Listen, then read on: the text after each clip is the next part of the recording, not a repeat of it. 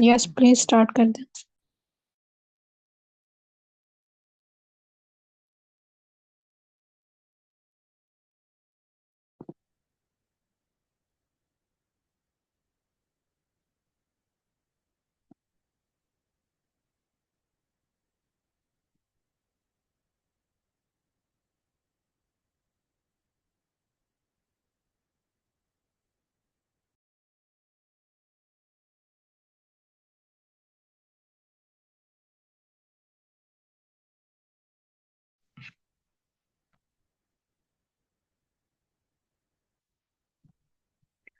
तो हम लोग डिस्कस कर रहे थे immune system and inflammation.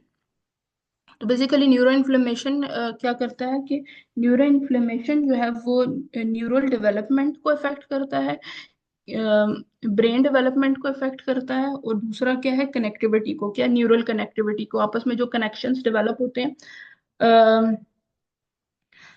Connections connections होते हैं न्यूरॉन्स के दरमियान, वो जो है वो उसको इफेक्ट करता है।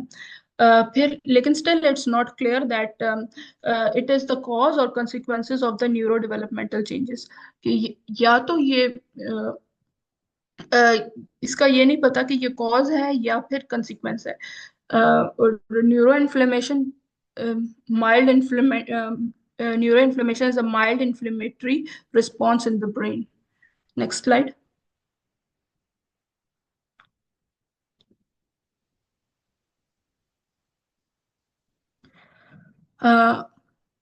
ये सबसे ज्यादा इम्पोर्टेंट पॉइंट है कि हेट्रोजेनिटी एंड इंडिविजुअल वेरिएबिलिटी।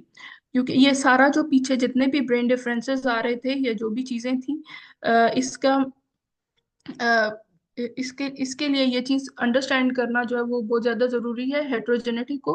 कि not every individual with autism shows the same brain differences, कि हर एक इंडिविजुअल में सेम ब्रेन डिफरेंसेस नहीं आते। क्योंकि स्पेक्ट्रम है तो हर एक, इवन इवन कहते हैं कि कोई एक भी बंदा जो है वो मतलब कोई दो बच्चे जो है वो सिमिलर नहीं हो सकते ऑटिज्म के। उनके हर हर एक बच्चे का जो है वो डिफरेंट सिम्टम्स जो होते हैं ऑटिज्म के। तो इतनी जो है वो इतना इतना बड़ा इसका स्पेक्ट्रम है कि इतने डिफरेंसेस हैं आपस में बच्चों में, जो बच्चों में या एडल्ट्स में इवन, कि ऑटिज्म में इतने इतना डिफरेंट है ऑटिज्म हर एक बंदे का दूसरे से।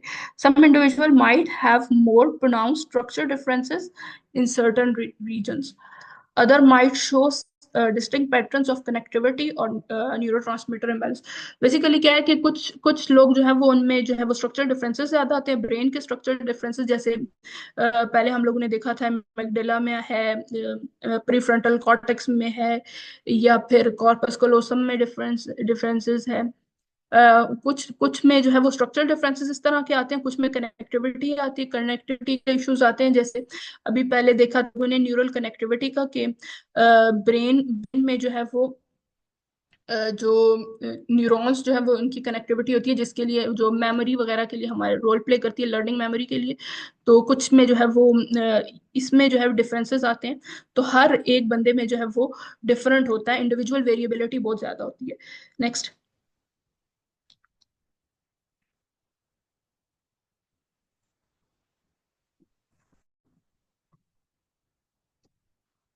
अब हम स्टडी करेंगे इसका next section, translating neurology into the core autism behaviours, that is connecting the dots. तो नेक्स्ट स्लाइड।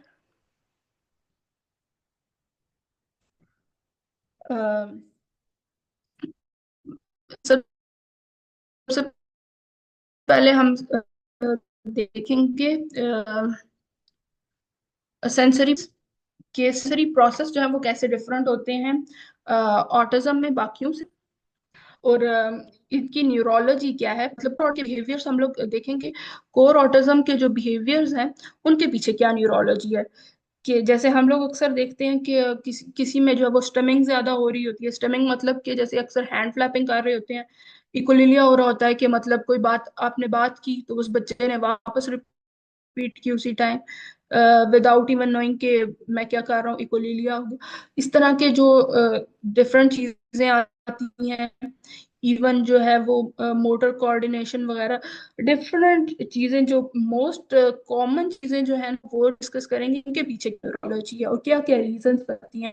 तो सबसे पहले डिस्कस करेंगे sensory processing differences and behaviour. तो सेंसरी प्रोसेसिंग में क्या होते हैं कि सबसे पहले तुम देखेंगे कि सेंसरी प्रोसेसिंग होती क्या है। सेंसरी प्रोसेसिंग होती है पिछले अ, अभी से पीछे वाली स्लाइड करें।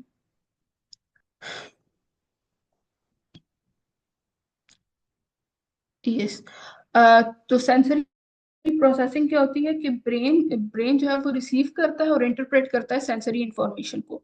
ठीक है, सेंसरी इंफॉर्मेशन क्या होती है कि हम लोगों ने टच किया या कुछ साउंड सुनी या फिर कुछ हम लोगों ने देखा या स्मेल किया, इवन बैलेंस या फिर बॉडी अवेयरनेस, ये भी हमारा सेंसरी प्रोसेस में आता है। तो ऑटिज्म में क्या होता है कि सेंसरी प्रोसेसिंग में जो डिफरेंसेस आते हैं उसकी वजह से हाइपर सेंसिटिविटी होती है या हाइपो सेंसिटिविटी है। अब हाइपर सेंसिटिविटी क्या होती है? हाइपर सेंसिटिविटी को ओवर रिस्पॉन्स भी कहते हैं, कि जिसमें बच्चा जो है वो loud noises, bright light, strong smell या सर्टन टेक्सचर्स देख के जो है वो, या उनको सर्टन टेक्सचर्स को टच करके ओवरवेल्म फील करता है। तो जिसकी वजह से जो बच्चा जो है उसमें एंजाइटी का शिकार होता है या फिर अवॉइडेंस करता है या मेल्टडाउन होते हैं। अब मेल्टडाउन क्या होता है कि बच्चा या एग्रेशन शो करेगा या फिर स्क्रीमिंग वगैरह स्टार्ट कर देगा। दूसरी चीज होती है हाइपो सेंसिटिविटी। अब हाइपो सेंसिटिविटी बिल्कुल डिफरेंट है। अब इसके बिल्कुल ऑपोजिट है हाइपर सेंसिटिविटी के। इसमें क्या होता है कि सेंसिटिविटी रिड्यूस हो जाती है टू द सेंसरी इनपुट, और जिसकी वजह से जो है वो इंटेंस सेंसरी रिस्पॉन्स आने स्टार्ट हो जाते हैं। अब इंटेंस सेंसरी रिस्पॉन्स क्या आने स्टार्ट हो जाते हैं कि बच्चा जो है वो स्पिनिंग स्टार्ट कर लेगा, या फिर टचिंग, कुछ ऑब्जेक्ट्स को टच करना स्टार्ट कर देगा। इस तरह की चीजें आनी स्टार्ट हो जाती हैं। या फिर ऐसे होता है कि वो अपना पेन जो है, अगर उसे कहीं दर्द हो रहा है तो वो फील ही नहीं कर रहा। अब हाइपर सेंसिटिविटी की क्या एग्जांपल है कि अक्सर अक्सर बच्चे जो है अपने कानों को कवर कर लेते हैं। तो ये मतलब अगर कानों को कवर कर ले, अगर कोई कोई लाउड नॉइस उन्हें आई, या फिर कुछ सर्टन कपड़ा उन्होंने पहनने से अवॉइड करना स्टार्ट कर दिया, कि वो जो है वो टेक्सचर जो है वो टेक्सचर से उससे हाइपर सेंसिटिविटी होती है, जिसकी वजह से वॉइड। दूसरा क्या, हाइपो सेंसिटिविटी। तो हाइपो सेंसिटिविटी में जो है वो अक्सर बच्चे जो है वो डीप प्रेशर जो है वो सीख करते हैं, हग की फॉर्म में भी हो सकता है, या फिर ऐसे सर्कल्स में जो है वो स्पिन करना स्टार्ट कर देते हैं बच्चे। तो ये अक्सर ये वाली चीजें करते हैं। फिर इसके पीछे जो है वो ब्रेन एरियाज कौन से इन्वॉल्व होते हैं। इसके पीछे ब्रेन एरियाज दो इन्वॉल्व होते हैं। एक होता है थैलेमस। थैलेमस जो है वो सेंसरी फिल्टर के तौर पे यूज होता है। दूसरा होता है सेंसरी कॉर्टेक्स। अब सेंसरी कॉर्टेक्स क्या होता है, सेंसरी इनपुट लेता है, और अगर और जो है वो इसमें अगर डिफरेंसेस आ जाते हैं तो फिर सेंसरी रिएक्शन जो है वो एटिपिकल होता है। जैसे जैसे एटिपिकल पहले भी बताया, ब्राइट लाइट्स की वजह से या फिर लाउड नॉइसेस की वजह से, कि ब्राइट लाइट देखी तो आंखें बंद कर दी, लाउड नॉइस सुनी तो फिर कानों पे हाथ रख दिए, इस तरह की चीजें। और ऑटिज्म में और दूसरी चीज ये है कि ऑटिज्म में जो है वो या बहुत ज्यादा जो है वो हाइपर सेंसिटिविटी होती है, या नॉट इनफ हाइपो सेंसिटिविटी होती है। ये जो है ये थैलेमस की वजह से, अक्सर कहते हैं कि थैलेमस की वजह से कॉज होती है।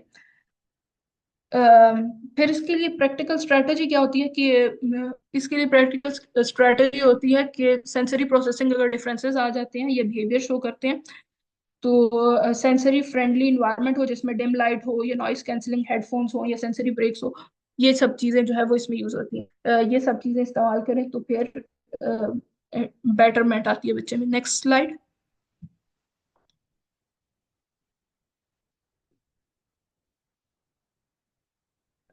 अच्छा, एग्जेक्टिव फंक्शनिंग है। एग्जेक्टिव फंक्शनिंग पहले भी मैंने पिछली साइड में भी बताया था। एग्जेक्टिव फंक्शनिंग होती है कि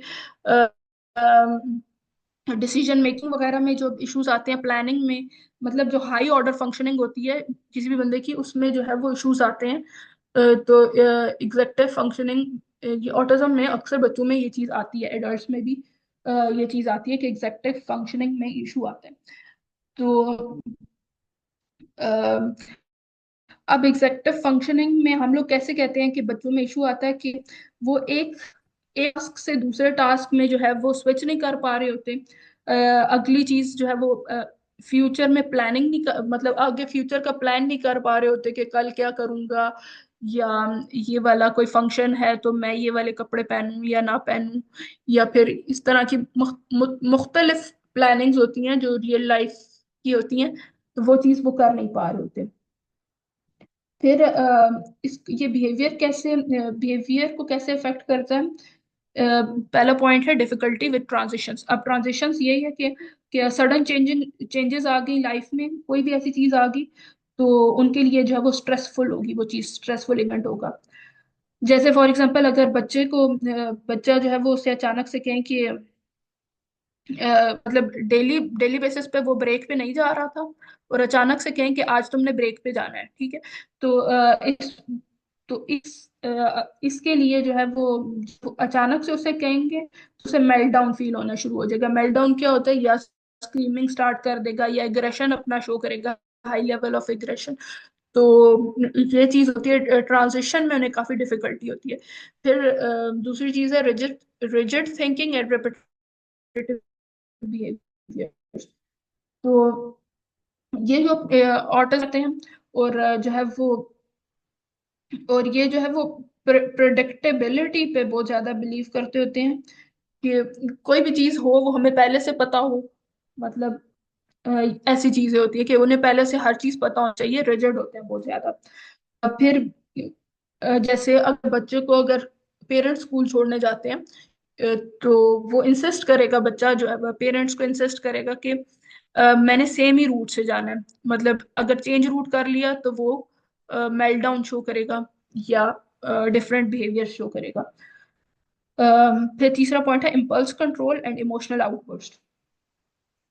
अब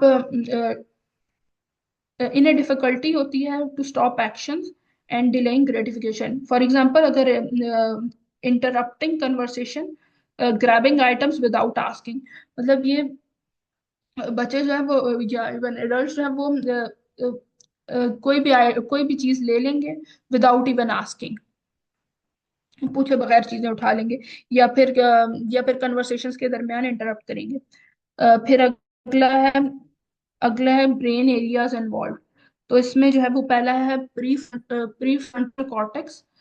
तो जो जैसे पहले डिस्कस किया प्री फ्रंटल कॉर्टेक्स को, कि जो है वो कि इम्पल्स कंट्रोल में इश्यूज आते हैं, फ्लेक्सिबिलिटी में। अम, तो ये चीज होती है प्री फ्रंटल कॉर्टेक्स, इस चीज में रोल प्ले करता है। इट में develop differently and effect. Autism में क्या होता है कि ये जो है ये डेवलप डेवलप डिफरेंटली इन ऑट, जो है वो एग्जेक्टिव स्किल्स जो है वो इफेक्ट। फिर इसके लिए प्रैक्टिकल स्ट्रेटजीज क्या होती हैं कि हम लोग विजुअल्स लगाते हैं, जो है वो टाइमर्स लगाते हैं, स्टेप बाय स्टेप जो है वो हम लोग कोई स्केड्यूल इस तरह का जो है वो विजुअल चार्ट लगाएंगे कि स्टेप बाय स्टेप हर चीज को बताया जाए। जैसे जैसे बच्चे ने अगर ब्रश करना है तो उसे कहेंगे कि पहले आपने जो है वो पहले वॉशरूम जाना है, फिर आपने टूथपेस्ट को पिक करना है, फिर उसके बाद उसको जो है वो उसके ऊपर लगा टूथब्रश के ऊपर लगाना है, फिर टूथपेस्ट जो है वो वापस उसके अंदर स्टेप बाय स्टेप गाइड होती है जिसमें विजुअल चार्ट्स भी होते हैं।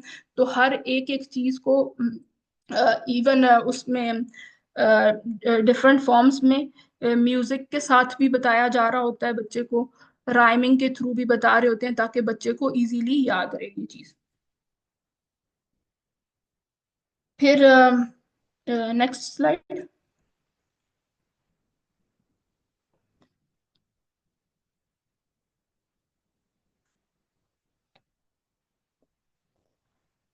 Emotional regulation, the brain role in meltdowns and shutdowns. अब ये मेल्टडाउन और शटडाउन क्या होता है। सबसे पहले देखते हैं इमोशनल रेगुलेशन बेसिकली क्या होती है। इमोशनल रेगुलेशन होती है it is the ability to manage emotions and respond appropriately to stress. क्या इमोशंस को मैनेज करना और स्ट्रेस को अप्रोप्रिएटली मैनेज करना, इमोशनल रेगुलेशन को कहते हैं। इवन ये इमोशनल रेगुलेशन के इशू जो होते हैं वो एडल्ट्स में भी काफी ज्यादा आ रहे होते हैं कि कि जो है वो उनमें इमोशनल रेगुलेशन नहीं है, डिप्रेशन वगैरह का अक्सर शिकार हो जाते हैं ऐसे लोग जिनमें इमोशनल रेगुलेशन नहीं होती। तो ये भी एक कॉमन ऑटिज्म का ये एक कॉमन फीचर है, emotional regulation. Emotional regulation in लोगों में उस तरह नहीं होती। अ, और ब्रेन, फिर अगली बात डिस्कस करते हैं मेल्टडाउन क्या होता है। अब मेल्टडाउन होता है कि overwhelming reaction to stress leading to crime, screaming और एग्रेशन। क्या होता है कि अगर मेल्टडाउन होता है किसी भी बच्चे को या किसी एडल्ट को, तो वो जो है वो एक्सट्रीम एक रिएक्शन होता है मेल्टडाउन जो होता है। अक्सर लोग जो है वो इसे टेंट्रम के साथ जो है वो कर देते हैं, मिक्स कर देते हैं। टेंट्रम में और मेल्टडाउन में ये फर्क होता है कि टेंट्रम में बंदा उस टाइम, बच्चा या कोई भी, वो उस टाइम तक शो करता है जब तक उसकी डिमांड पूरी ना हो जाए, लेकिन मेल्टडाउन जो होता है वो डिमांड पूरी होने के बावजूद भी वो जो है वो चलता रहता है। मतलब वाली चीज नहीं होती। ये जो है ये इसमें मेल्टडाउन जो है वो ये एक्सट्रीम रिस्पॉन्स होता है। अक्सर औकात मेल्टडाउन में जो है वो बच्चे जो है वो टेंट्रम्स शो कर रहे होते हैं कि ऑब्जेक्ट्स थ्रो करेंगे, या अनकंट्रोलेबल, मतलब ऑब्जेक्ट्स थ्रो करेंगे या अनकंट्रोलेबल हो जाएंगे, या फिर स्क्रीमिंग शुरू कर देंगे। इवन जब जैसे ही अगर उनको सेंसरी सेंसिटिविटी है लाउड नॉइज से, लेट्स कंसिडर, तो जो है वो अगर लाउड फायर फायर अलार्म अगर उन्होंने सुन लिया है, तो जो है वो मेल्टडाउन अपने दिखाने स्टार्ट करेंगे। दूसरा पॉइंट है शटडाउन का। तो शटडाउन क्या होता है, ये जो है ये ओवरलोड, अगर किसी ओवरलोड किसी भी बच्चे को या किसी एडल्ट को अगर ओवरलोड हो जाए, मतलब उसकी उसके जहन से ज्यादा उसके अंदर चीजें डाल दी जाएं या कुछ इस तरह, उस मतलब जितना वो बर्दाश्त से ज्यादा चीज हो जाए, तो वो जो है वो एकदम साइलेंट हो जाता है और सिचुएशन से को विड्रॉ कर देते, छोड़ देता है, फ्रीजिंग रिस्पॉन्स शुरू करता है। तो जैसे फॉर एग्जांपल अगर बच्चे जो होते हैं वो उससे बोलना स्टार्ट कर दें, बोलना स्टॉप कर देंगे अगर उन्हें जो है वो आई कांटेक्ट पे फोर्स किया जाए, क्योंकि चिल्ड्रन जो होते हैं ऑटिज्म के साथ उन्हें आई कांटेक्ट में बहुत डिफिकल्टी होती है, आई कांटेक्ट को मेंटेन करने में। तो अगर उनको इस चीज पे फोर्स किया जाए तो वो फिर बात करना भी छोड़ देते हैं। तो ये एक शट डाउन की एग्जांपल है। अब एमिगडेला इवन इमोशंस को, इमोशंस में ये हेल्प करता है, इमोशनल रेगुलेशन वगैरह में। तो इसको फियर सेंटर भी कहते हैं। तो ऑटिज्म में जो है इसमें ओवर एक्टिविटी हो जाती है, तो ओवर एक्टिविटी की वजह से एंजाइटी का लेवल बढ़ जाता है। जब एंजाइटी का लेवल बढ़ जाता है तो फिर जो है ये डिफरेंट जो है वो जो जो बच्चा है वो शटडाउन्स या मेल्टडाउन्स जो है वो शो, वो मतलब वो अब वो इमोशंस अपने रेगुलेट नहीं कर पा रहा, जिसकी वजह से उसको इश्यूज होते हैं। अब अगला आ गया प्री फ्रंटल कॉर्टेक्स। अब प्री फ्रंटल कॉर्टेक्स क्या है? प्री फ्रंटल कॉर्टेक्स जैसे पहले भी डिस्कस किया था, पिछली स्लाइड में भी, अ, पिछली स्लाइड में भी डिस्कस किया था कि जो है ये प्री फ्रंटल कॉर्टेक्स जो है वो हायर ऑर्डर के फंक्शंस को करता है। ये इसकी अंडर एक्टिविटी की वजह से जो है वो काम डाउन होना इतना इजी नहीं होता। जैसे मैंने आपको पहले बताया कि टेंट्रम जब होते हैं, टेंट्रम बच्चा दिखाता है, वो जो है वो फौरन फौरन अपना जैसे ही उसको अपनी उसकी डिमांड पूरी होगी तो वो चुप हो जाएगा, आराम से बिल्कुल नॉर्मल होना स्टार्ट हो जाएगा। लेकिन क्योंकि इनकी जो है वो जो अंडर एक्टिविटी होती है प्री फ्रंटल कॉर्टेक्स की, तो फिर उनका काम डाउन होना थोड़ा मुश्किल होता है। फिर तीसरी चीज आती है एचपीए एक्सिस। अब एचपीए एक्सिस क्या होती है कि हाइपोथैलेमिक पिट्यूटरी एड्रेनल एक्सिस। ये क्या होता है? ये स्ट्रेस सिस्टम होता है हमारा। तो हमारा स्ट्रेस हार्मोन है कॉर्टिसोल। तो कॉर्टिसोल जब कॉर्टिसोल ऑटिज्म में जो क्या होता है, कॉर्टिसोल जब ओवर एक्टिव हो जाता है, जब ओवर एक्टिव हो जाता है स्ट्रेस, अगर जाहिर बात है अगर कॉर्टिसोल ज्यादा रिलीज होना स्टार्ट हो गया, स्ट्रेस हार्मोन ज्यादा रिलीज होना स्टार्ट हो गया, तो क्या होगा कि स्ट्रेस का रिस्पॉन्स ज्यादा होना स्टार्ट हो जाएगा, बच्चा जो है वो परेशान ज्यादा होगा। फिर इसके लिए प्रैक्टिकल स्ट्रेटजीज क्या है? प्रैक्टिकल स्ट्रेटजीज क्या है कि कामिंग टेक्निक्स, अगर इस तरह की मेल्टडाउन या शटडाउन होते हैं तो फिर कामिंग टेक्निक्स यूज करते हैं, जिसमें डीप ब्रीथिंग भी है होगी। डीप ब्रीथिंग हम कर सकते हैं, या वेटेड ब्लैंकेट्स हम लोग यूज कर सकते हैं, या फिर वेटेड ब्लैंकेट्स के बीच में ऐसे बच्चे को लपेट देते हैं, ब्लैंकेट्स इस तरह के होते हैं कि उनके अंदर ऐसे ग्रेन्स वगैरह होती हैं, तो उसके अंदर बच्चे को लपेट देते हैं और फिर उसके बाद वो जो है वो काफी काम डाउन फील करता है उस इस सिचुएशन के बाद। और दूसरी चीज क्या है कि सेल्फ रेगुलेशन के हम टूल्स यूज करते हैं जिसमें इमोशन चार्ट होता है। और और दूसरा जो है वो हम लोग जो है वो सेंसरी ब्रेक्स भी हम ले सकते हैं कि जैसे किसी चीज से जैसे अगर उसको सेंसरी इश्यूज किस चीज चीज से हो रहे हैं तो उसके लिए हम लोग ब्रेक ले सकते हैं। Next slide.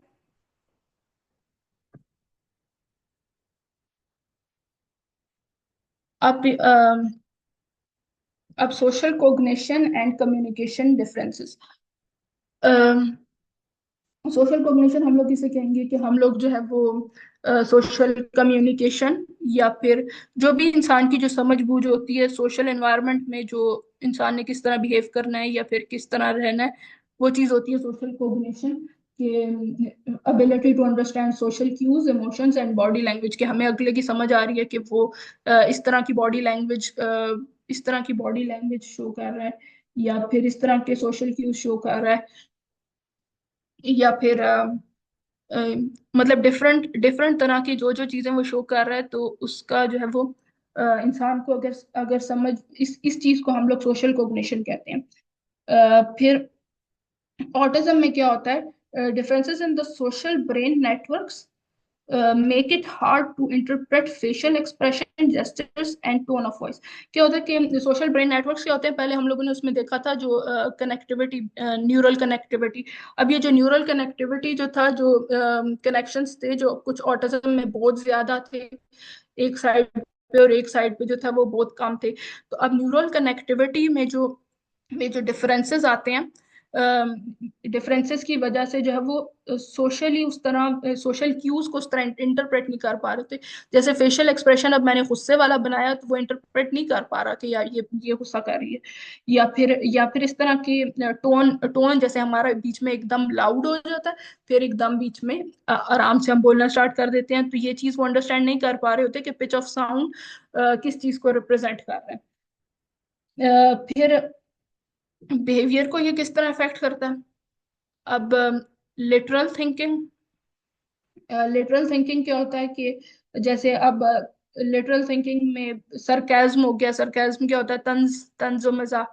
इसको जो है वो ये नहीं अंडरस्टैंड कर पा रहे कि मैंने क्या किया। जैसे जैसे हम लोग कहें कि इंग्लिश का बहुत पुराना है, पहले पहले किसी टाइम पे यूज हुआ करता था, अब तो खैर नहीं यूज होता, it's raining cats and dogs. तो अब जो अगर बच्चे को ये बात कहें it's raining cats and dogs, तो वो ये नहीं कहेगा कि बारिश बहुत ज्यादा तेज हो रही है या कुछ इस तरह, वो कहेगा where are where are the cats and dogs, मतलब पूछेगा कि कहाँ है ये कैट्स एंड डॉग्स कहाँ पे है। तो ये चीज जो है ये इन्हें लिटरल अंडरस्टैंडिंग नहीं हो पाती। तो दूसरी चीज है इसमें struggle with eye contact and facial expressions, कि आई कांटेक्ट ये लोग नहीं कर पा रहे होते और फेशियल एक्सप्रेशंस या जेस्चर्स को अंडरस्टैंड नहीं कर पा रहे होते। इनमें डिफरेंट होता है अंडरस्टैंडिंग। मतलब अक्सर ऐसे होता है कि ये जो है अगर आप बात कर रहे हैं तो ये दूसरी तरफ देखना शुरू कर देंगे। और या फिर क्योंकि क्योंकि अक्सर औकात इन्हें ऐसे होता है कि जब जब आप आई कांटेक्ट लेते हैं तो इनके लिए ओवरवेलमिंग होता है, बर्दाश्त नहीं कर पा रहे होते इतना, इनके लिए बहुत ज्यादा होता है ये। तो जिस वजह से वो आपके साथ आई कांटेक्ट मेंटेन ही नहीं करते। फिर ब्रेन एरियाज कौन से इन्वॉल्व होते हैं जिसमें मिरर न्यूरॉन सिस्टम आ जाता है। मिरर न्यूरॉन सिस्टम क्या होता है कि ये जो है वो इमोशंस को रिकॉग्नाइज करने के लिए और इमिटेशन के लिए। इमिटेशन क्या होता है कि हम लोग ये जो कॉपी करते हैं, कोई भी बंदा किसी जिस तरह कर रहा है हम उसको बिल्कुल उसी तरह कॉपी करें। तो इस चीज में जो है वो डिफरेंट होता है, ऑटिज्म में डिफरेंट होता है, डिफरेंटली वर्क कर रहा होता है, जिसकी वजह से जो है वो सोशल कनेक्शंस में जो है वो मुश्किलात आती हैं। फिर फिर दूसरी चीज है कि डिफॉल्ट मोड नेटवर्क, डीएमएन। इसमें जो है वो इसमें ये जो है ये वाला सिस्टम जो है ये इन्वॉल्व होता है सेल्फ अवेयरनेस के लिए और अगले बंदे को अंडरस्टैंड करने, अपने आप को अंडरस्टैंड करने के लिए और अगले बंदे को अंडरस्टैंड करने के लिए ये वाला सिस्टम होता है। तो ये ऑटिज्म में जो है ये जो है वो इसके ये लेस एक्टिव होता है, उस तरह एक्टिव नहीं होता। प्रैक्टिकल स्ट्रेटजीज इसमें क्या होंगी कि प्रैक्टिकल स्ट्रेटजीज के सोशल स्टोरीज यूज कर सकते हैं। ऐसी स्टोरीज बच्चों को बताएं कि उनकी जो है वो अ, उनके पर्सपेक्टिव टेकिंग या फिर ये चीजें जो है वो इजी हों, उसमें डिफिकल्टी ना आए। मतलब पर्सपेक्टिव टेकिंग क्या होता है कि आप जो है वो अगले के नजरिए से देखें। कि जैसे अगर एक बच्चे को, पर्सपेक्टिव टेकिंग में क्या होता है कि एक बच्चे को अगर आपने अगर आप परेशान बैठे हैं तो अगले बच्चे को समझ नहीं आएगी कि, या अगले एडल्ट को समझ नहीं आएगी कि आप परेशान हैं जब तक आप खुद नहीं बताएंगे। अगर आप कहेंगे मैं ठीक हूँ तो उसे लगेगा मैं ठीक, कि आप बिल्कुल ठीक है। तो ये चीज है, रोल प्लेइंग के तौर पे यूज, रोल प्ले यूज हो सकता है इसके लिए, अम, या डायरेक्ट कम्युनिकेशन यूज हो सकती है। Next slide.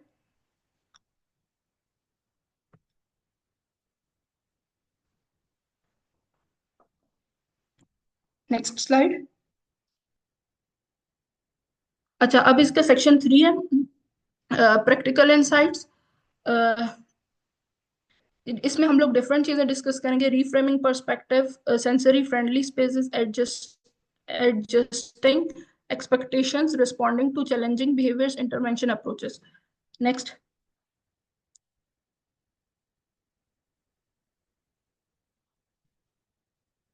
Next slide. अच्छा, रिफ्रेमिंग पर्सपेक्टिव क्या, कि अगले बंदे का जो है वो नजरिया चेंज करना। Recognize that behaviors such as stimming, meltdowns, or avoidance are ways autistic individuals express their needs. Basically जो स्टेमिंग है, ये मेल्टडाउन्स हैं या अवॉइडेंस है, ये क्या होता है कि जो है ये जो भी ऑटिज्म के साथ लोग होते हैं, वो जो है वो अपने इमोशंस को रेगुलेट करने के लिए, या जो ये ओवरवेल्म फील कर रहे होते हैं उनके लिए, जो चीजें हद से ज्यादा बढ़ गई होती हैं उनकी रेगुलेशन के लिए ये यूज कर रहे होते हैं। ये चीज अंडरस्टैंड करना बहुत ज्यादा जरूरी है, क्योंकि अचानक से आप किसी को देखें, आपको एक एक बंदा है जिसे ऑटिज्म का नहीं पता, वो उसे तो टेंट्रम ही लगेंगे, उसे लगेंगे कि ये बच्चा ऐसा क्यों कर रहा है, और उसे नेगेटिव वे में देखेगा। तो नेगेटिव वे में नहीं देखना, बल्कि बल्कि जो है ये नेगेटिव वे में नहीं देखना, बल्कि उसको जो है वो अंडरस्टैंड करना है। फिर इसमें ये चीज है, एग्जाम्पल है: a child covering his their ears in loud environments communicates sensory overload and need for quieter spaces. क्या है कि बच्चा जो है वो अपने कानों को बंद कर रहा है, तो बंद उसने उसने उसने बताया कि मतलब अगर उसने बंद इस वजह से किया है क्योंकि उसे वो ये बताना चाह रहा है कि उसे जो है वो क्वाइट स्पेस की जरूरत है, कि मतलब कोई जगह जो है जिसमें इतना लाउड लाउड ना हो, क्योंकि उसके लिए ये ओवरवेलमिंग है, वो बर्दाश्त नहीं कर पा रहा। Ask what is this behavior trying to tell me instead of labeling it as a good or bad. क्या है कि इसको बच्चे को या किसी भी एडल्ट को ये चीज पूछना चाहिए कि आप बताएं ये बिहेवियर क्यों आप ये शो कर रहे हैं, ये बिहेवियर क्या बता क्या रहा है वरना अक्सर लोग जो है वो गुड और बैड बिहेवियर, इवन पेरेंट्स जो है वो गुड और बैड बिहेवियर के तौर पे लेबल कर देते हैं। तो ये एक गलत चीज है। Next. Next slide.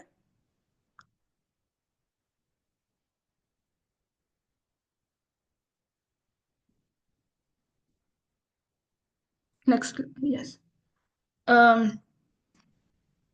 Sensory friendly spaces है। ये एक मेजर रोल प्ले करती हैं ऑटिज्म के लिए, कि घर में है तो हम लोग जो है वो डिम लाइटनिंग यूज करें, वेटेड ब्लैंकेट्स यूज करें, या नॉइस कैंसलिंग हेडफोन्स यूज करें। ये चीज हो सकती है। स्कूल में जो है वो सेंसरी ब्रेक्स के तौर पे यूज कर सकते हैं, या फिजिट टूल्स जैसे अक्सर ये जो पॉपेट्स वगैरह, ये जो वो टॉयज होते हैं, ये या ये फिजिट स्पिनर टाइप, ये वाले यूज कर सकते हैं, ये वाले टॉयज। या फिर सीटिंग अरेंजमेंट फ्लेक्सिबल कर लें, कि एक जगह पे स्टिक होके नहीं बैठना, फ्लेक्सिबल सिटिंग अरेंजमेंट होगी तो फिर वर्क में जो है वो मतलब अगर कोई एडल्ट है और वो जॉब वगैरह कर रहा है, वर्क स्पेस में है, तो स्केड्यूल उसके फ्लेक्सिबल कर दे, या क्वाइट वर्क स्पेसेस हो, या फिर कम्युनिकेशन का मेथड बहुत क्लियर हो, ऐसे सरकास्टिक और इस तरह का ना हो। नेक्स्ट। नेक्स्ट है एडजस्टिंग एक्सपेक्टेशंस।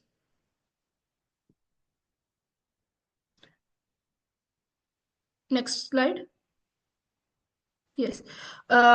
तो एक्सपेक्टेशंस को हम लोगों को एडजस्ट करना चाहिए, कि हम लोगों को इतनी ज्यादा डिमांड जो है, इस तरह की डिमांड्स नहीं करनी चाहिए कि ये बिहेवियर जो है वो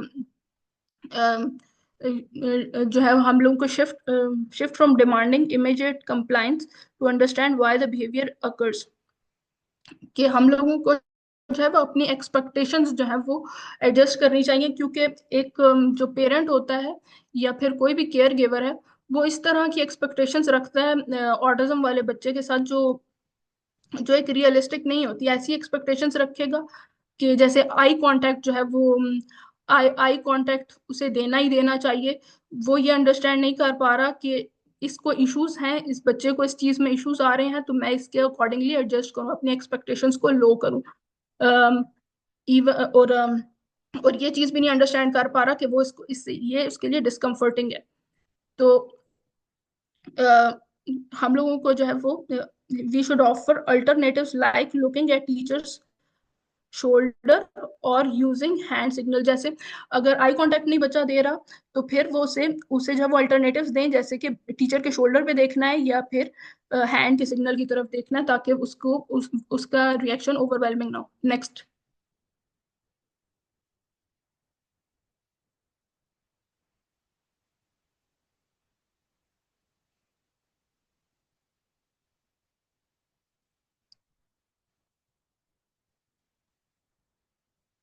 नेक्स्ट स्लाइड, यस।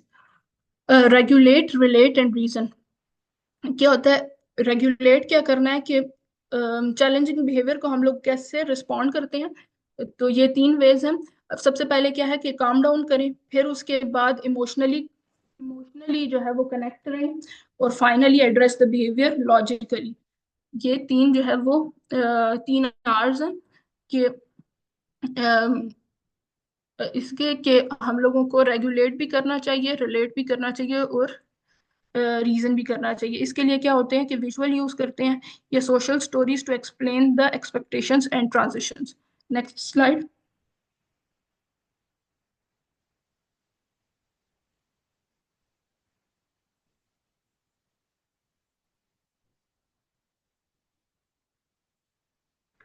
अब इंटरवेंशन की अप्रोचेस हैं, जो एक प्रोफेशनली दे सकता है। प्रोफेशनल जो है वो इंटरवेंशन के लिए सीबीटी होती है। सीबीटी जो है वो सबसे ऊपर जो रिफ्रेमिंग पर्सपेक्टिव है, कि पर्सपेक्टिव को चेंज करना।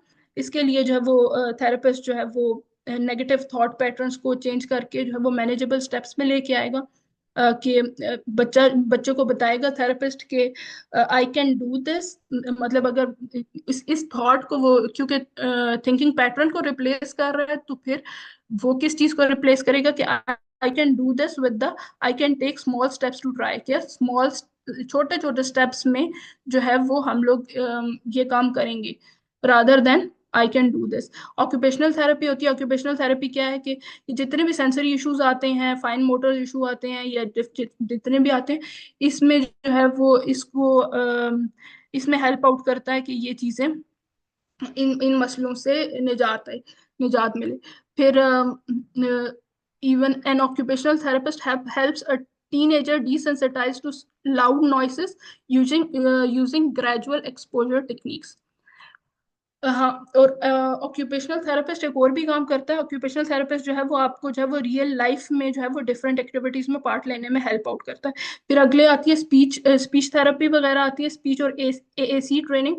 तो ये जो है ये आपको जो है वो स्पीच वगैरह में, बच्चों में अक्सर इश्यूज आते हैं, तो ये जो स्पीच के इश्यूज हैं उसमें हेल्प आउट करते हैं। फिर डिफरेंट डिफरेंट टूल्स भी यूज होते हैं एएसी ट्रेनिंग के लिए। तो डिफरेंट टूल्स जो यूज होते हैं वो जैसे प्रोलोक्वो टू वो टाइप टूल्स होते हैं, वो बच्चों को जो है वो हेल्प आउट करते हैं बात करने के लिए। फिर पेरेंट और केयर गिवर एजुकेशन है, जिसमें psycho education major role play करती है, कि आप जो है वो पेरेंट्स को गाइड करें कि न्यूरोलॉजिकल डिफरेंसेस क्या है, किस वजह से बच्चा ये वाले बिहेवियर शो कर रहा है, ताकि पेरेंट्स भी अंडरस्टैंड करें और बच्चे को भी इश्यूज फेस ना करने पड़े। Next slide.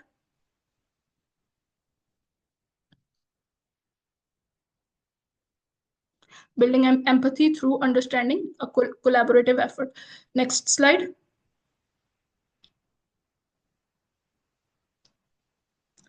अब हम एम्पैथी जो जो हम लोग की कोलैबोरेटिव एफर्ट हो सकती है, कि हम लोग जो है वो जिसमें फैमिली का भी रोल है, एजुकेटर्स का भी रोल है, और कम्युनिटी का भी रोल है। और नेक्स्ट स्लाइड।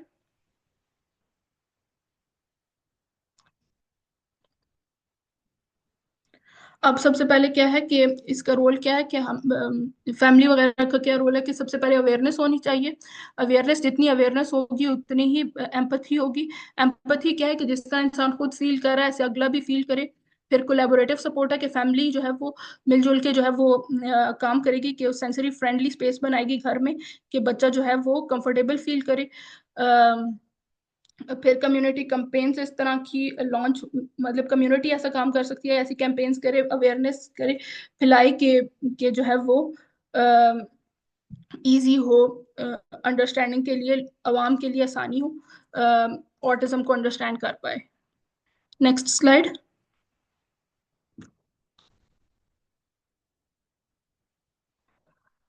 इंक्लूजन हम लोग प्रोवाइड करेंगे, इंक्लूजन के हम लोग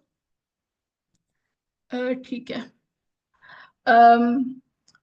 कि इंक्लूजन हम लोग कैसे प्रोवाइड करेंगे कि हम लोग मतलब आम लोगों के साथ वो कैसे रह सकते हैं, कैसे ऑटिज्म वालों के लिए क्या क्या आसानियां पैदा हो सकती हैं।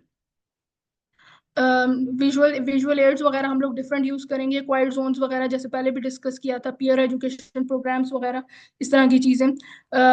स्ट्रेंथ बेस्ड अप्रोच हम लोग यूज करेंगे, जिसमें स्ट्रेंथ बेस्ड अप्रोच यूज करेंगे कि बच्चे की जो है वो स्ट्रेंथ्स हम लोग देखें, और जो उसकी जो उसके स्ट्रेंथ और इंटरेस्ट पे फोकस करें और उसी को जो है वो ऊपर आगे बूस्ट करें, उसी पे वर्क करें, ताकि उसी में ही वो बच्चा जो है वो उसी में अच्छा रहे, अच्छा हो जाए, उसमें क्रिएटिविटी पैदा हो और उसके लिए आसानी हो। जैसे एग्जांपल है कि बच्चों बच्चों को ट्रेन्स का शौक था, तो वो जो है वो ट्रेन्स के शौक की वजह से उसमें क्रिएटिव थिंकिंग और सोशल स्टडी के जो वो प्रोजेक्ट्स हैं, उसमें उसमें जो है वो इंटरेस्ट, उसमें एक्सेल हुआ है। तो ये चीज अगर इस तरह हम लोग लेके चलें तो ये आसानी होगी। Next slide.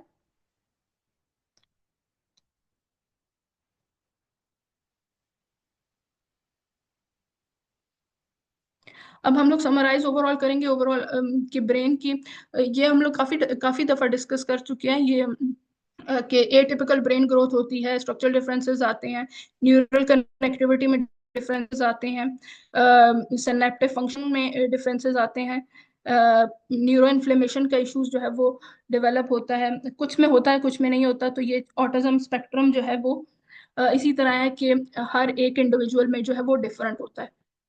Next slide. आप सबका अगर कोई क्वेश्चन हो तो आप पूछ सकते हैं,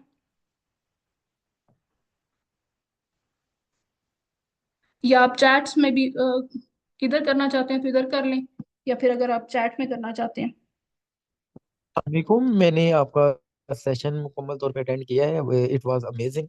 जस्ट मैं ये जानना चाह रहा था कि आपने हेट्रोजीनियस के पॉइंट ऑफ व्यू से बात की थी, उसको अगर थोड़ा सा अगर आप रिपीट कर सकें कि जब डिजीज एक है तो उसमें चेंजिंग कैसे आती है, मतलब पर्सन टू पर्सन वेरी कैसे करता है वो। जैसे ऑटिज्म का ऐसे होता है कि इसके जो फीचर्स होते हैं ना, बहुत ही वास्ट होते हैं, क्योंकि ये स्पेक्ट्रम है। क्योंकि ये स्पेक्ट्रम है तो इसकी वजह से, स्पेक्ट्रम के होने की वजह से इसमें हर एक बच्चे में जो है वो डिफरेंट होता है, डिफरेंट फीचर्स आ रहे होते हैं। कुछ में जो है वो स्टमिंग आ रही है तो दूसरे में नहीं है, कुछ में स्पीच की डिस्टरबेंसेस आ रही है, इसीलिए इसे ऑटिज्म स्पेक्ट्रम भी कहा जाता है। कि जब सब में इतनी ज्यादा वेरिएशन आ रही है तो फिर ब्रेन डिफरेंसेस भी तो डिफरेंट ही होंगे ना, ऑब्वियस सी बात है। बिल्कुल ठीक है आपने। और लास्ट मेरा क्वेश्चन है, अमूमन बच्चों में ये डिजीज पाया जाता है, जैसे आपने थ्रू आउट द सेशन ये इसको डिस्कस किया, लेकिन आमतौर पे डेली रूटीन एक्टिविटीज की अगर हम देखें कि सम टाइम कोई इंसिडेंट की वजह से हम बोलना छोड़ जाते हैं, या उस अंदाज में जो है वो हम एक्टिविटी बोल नहीं पाते हैं, तो क्या ये भी ऑटिज्म के जुमरे में आएगा, ये अलग से कोई ये चीज नहीं है। नहीं नहीं नहीं नहीं नहीं, ऑटिज्म जो होता है ना वो जेनेटिक्स मेजरली जो है वो जीन्स की वजह से होता है। तो वो फिर और डिसऑर्डर्स की तरफ फिर ले जाता है, वो फिर उसमें नहीं होता। और किसी के क्वेश्चंस हैं? वो फिर वो फिर ट्रॉमा वाली साइड पे चला जाता है वो चीजें।